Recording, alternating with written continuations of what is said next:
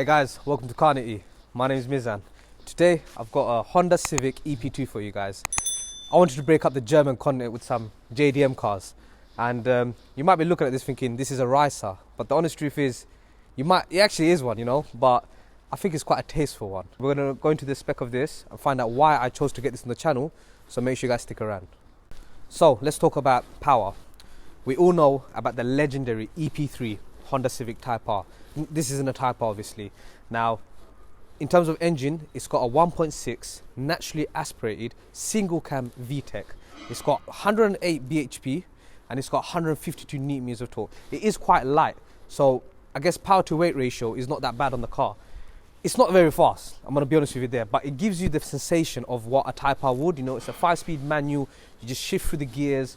VTEC will kick in as well, so think about it. If it's that slow, it's quite easy to red light without breaking a speed limit. So you get to enjoy it more than you would in the EP3, and that's why I think it's cool. Also, because it's quite low on power and whatnot, realistically, it's cheaper to insure. So it makes sense. I think there's a real audience for this car. To say this car is slow is almost an understatement. 0 to 60 on this car can take around 10.2 or 10.3 seconds. So believe me when I say this is slow.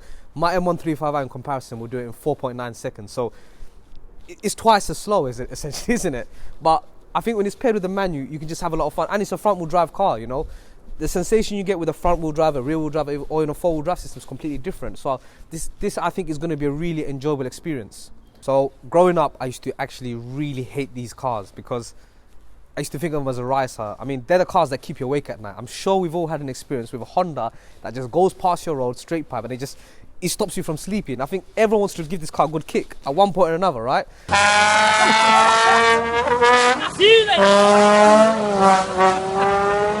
As I've gotten older, you'd think I'd hate even more because I'm more mature and this just isn't my thing. It's not my thing, even by today's standards, but I've gotten older to now appreciate it for what it is if I was a younger person. So price-wise, these things vary a lot. You can pick them up for basically nothing. Maybe you can find one for £500, but typically speaking, they go up to around £2,000, let's just say. And that all depends on various factors such as mileage, condition, service history and mods, because these cars get modified a lot, don't they? It's just for that market. So in terms of mods on this car, we've also got the Type R wheels, we've got red badges where the Honda badges are, so for the bonnet, for the boot lid and for the steering wheel, all red badges to symbolize the Type R. He's got Type R seats as well, but the honest truth is he hasn't actually got Type R writing on the car, so don't assume he's making his EP2 look like an EP3. It's just for styling, all right? And I can respect that. He's got these custom headlights and he's got a Mugen rear spoiler on the car. It all sets it off and it looks amazing with this vivid blue color that came with this car as a factory option. And I think it's just a really cool car for a 17-year-old, you know? And it's just good value for money if you ask me. I'm really looking forward to driving this and see how it feels, because I drive a car that's a lot more faster than this. So if I drive this and I enjoy it, I think it only says good things about the car. So let's jump in the car, we'll go for a drive. You meet Soiful, who's the owner of the car, and we'll go from there. So now we're in the EP2, meet Soiful. Hi guys. Thanks for coming down, man, I appreciate it, Yeah. In this series, the way we do it is the owner will drive me first, see how they drive it, see if they can give me butterflies, if anything, you know? So yeah, how long have you had the car, Soiful? So I had it for a year and 8 months. I bought it completely stock when I first bought the car. So it was completely stock, you know, like if you guys look online, you'll see what EP2 stock looks like. It looks nothing like a mini Type R like this is. No, it looks like just a normal 1.6, yeah, 3 doors. You've done this up and it looks really good. You got the stock. This is just such a ricer car. I can just feel people's eyes on me. This car is so loud. He's redlining it so hard, but we're not moving anywhere. It's just so loud. So you got a straight pipe, you got a funny story about that, haven't you? Yeah, so the funny story, guys, is sadly my grandfather was in hospital. And you call that funny? You're sadistic, mate. Not that. The funny thing is how it got stolen. Yeah, so I come back home and I parked up my car next to my nan's house. I come back to it 2 hours later, started it up to go somewhere. And the next thing you know, started it and the car went boom, boom, boom, boom, boom. The thing goes and I was like, hang on a minute, why does my car sound louder than before? I actually looked down underneath and I saw the 2 exhaust pipes were split in 2. So you had your cat stolen. And then I was stressed. But in general, I have to say this car seems very hard to live with. It's drony as hell. This car makes Shubs go far feel like an S-Class, you know? Yeah.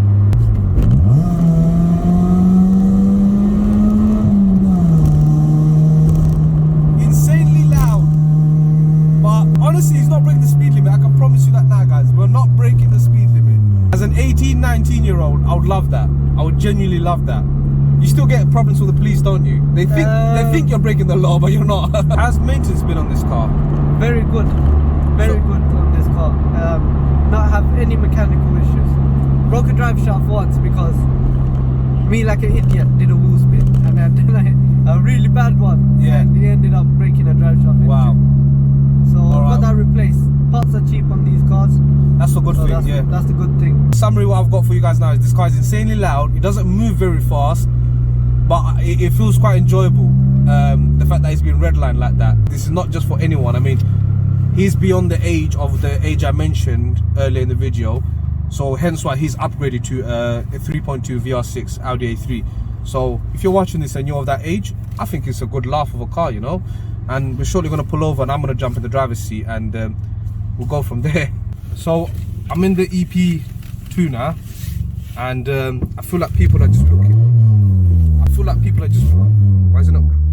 You're not in. Go on.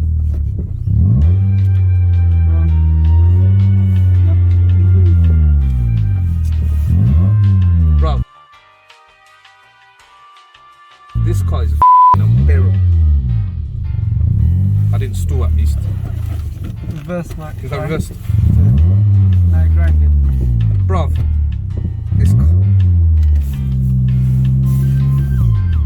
What's the ball? Glad I'm doing dual casual driving in this. What? You're not used to the clutch. I'm not used to the clutch, no. That's how you're revving the shit out of it. Bruv, I'm not used to the clutch. Come on, man. I drive a ZF Auto. I am not used to this. Yeah. Hit it now. No. I'm so bad that I'm doing dual casual driving. Once I'm in, innit? Yeah, once you. Bruv, listen, this is different. This is hard work. I'm not gonna edit some of this out. I'm actually gonna show it. This car is hard work. Well, hard work for you. Okay, it's Well, hard because work it for doesn't me. help that you've got this Nugan. Is that gear one? You gear one? Yeah, get what? See, You know what? I can't do manual like this, man. you're so you. Look, This brother once- here, yeah, got so used to automatic. I didn't get so used. He forgot how to drive. Agree or not, guys? A true driver drives a manual. Look, it's not about that. It's about the fact that your biting point is stupid and your car revs like a absolute yeah? I said the word, I swear, I'm gonna blur it out. I'm scared to even pull out this bloody junction now.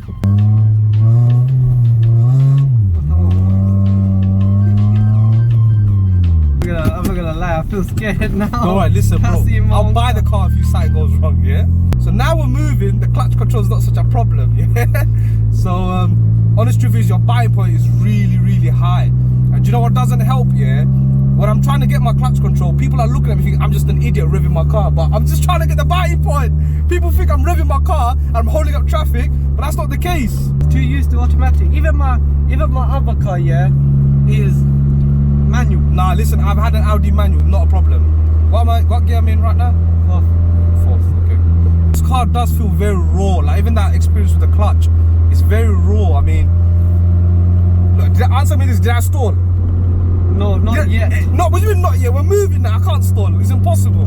But there you go, yeah, I've got clutch control. This is just very, very sensitive. I'm in third now, yeah? Second, yeah? Yeah. I fall flat to the ground and I'm not even moving. But there's a different enjoyment when you do that though. I don't know how to grasp this car if I'm honest with you. I tell you what, it'll make you a better manual driver if you just passed. So if you want to pass your test and you want to drive something that'll make you a better manual driver, get one of these. I bet the VR6 feels like a Stick it around the bend.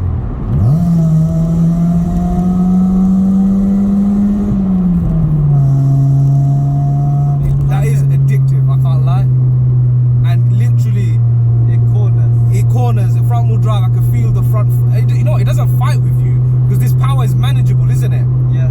So I've driven cars, front wheel drive cars, and because too much power is pushed to the front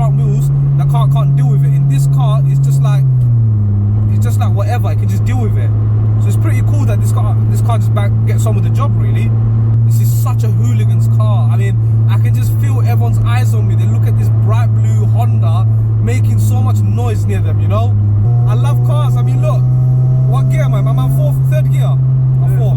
Fourth gear, and I'm at 4,000 RPM. I just put my foot down when I want it. And I'm still, VTEC still hasn't kicked in yet. I'm still not breaking the speed limit. Look, I've not broken the speed limit yet. Look, you can do this all day. Look, foot off, foot on. There's probably people in that B&Q that can hear us going past, you know? This is fun. Because honestly, you're just putting your foot flat down. You can't beat this kind of fun. Especially in this package, isn't it? So look, you can, how much did you buy this for? And you can be honest, because this car's going to be long gone by the time. I got it for £800. £800. And all the modifications you've done were quite budget friendly. The Type R seats, the Starlight roof, you got them all for really good prices because you got them off other cars essentially, haven't you? Yeah, I got it off other cars. If there's a car I've ever driven in my life that I could have my foot flat to the ground, it's this car. Flat to the ground. Yeah, you don't have to use all the power you want. all the power. All the time. All the time. That's why, you know how people push 400 horsepower? Yeah. In a way, it's useless. It is. Because we can't use it all the time. 100%. If I was 17 again, I would say to myself, buy one of these. Just have so much fun. Just have a smile on your face. No, I mean, I was driving a 320D when I was, up until I was 19, 20. So definitely, if I could go back in time. Honest truth is, this is an ASBO machine. People call Ford Fiesta STs and stuff an ASBO machine. You have not been in one of these. Turn in. That's neutral, isn't it? That's you're not used to it as well. Plus, it's got no thing. That's what I'm struggling with. Because look, listen, I'm used to manual, yeah. You're used to manual, but I need to know where's where. And where's what. also, he's not used to the fact that the gear stick's in the middle of the dashboard, literally not right down below. It's like driving a bloody van. I feel like I'm driving a transit. And that's how I'll cut it from there. See, bruv, don't diss my manual driving. Look, gear one. Oh, man! He's stalled! What can I say about the EP2 that hasn't already been said? It's cheap to buy, maintain, insure, and tax. It didn't give me any adrenaline or thrills, but rather pure satisfaction being able to redline the car and use all the power on tap.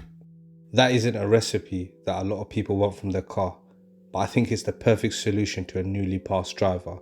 This car is like training wheels should you later want to buy an entry-level performance car such as a GTI or a Focus ST, or even an EP3 for that matter.